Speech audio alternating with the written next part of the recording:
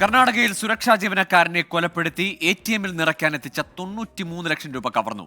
സുരക്ഷാ ജീവനക്കാരന്റെ മുഖത്ത് മുളകുപൊടി വിതറിയ ശേഷമായിരുന്നു കവർച്ച. സംഭവത്തിന്റെ CCTV ദൃശ്യങ്ങൾ പുറത്തുവന്നു.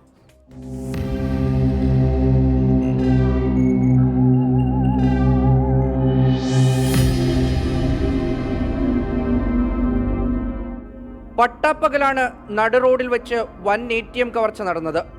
ബീദറിലെ ശിവാജി ചൌക്കിലെ SBI ATM കൗണ്ടറിൽ പണം എത്തിക്കുമ്പോഴായിരുന്നു സംഭവം. ബൈക്കിലെത്തിയ സംഘം 2 സുരക്ഷാ ജീവനക്കാരുടെ മുഖത്തേക്ക് മുളകുപൊടി എറിഞ്ഞു.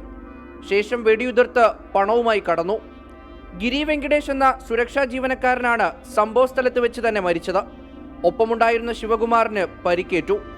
ഭാരക്കൂടുതൽ കാരണം പണപ്പെട്ടി 2 തവണ നിലത്ത് വീഴുന്നതും ദൃശ്യങ്ങളിലുണ്ട്.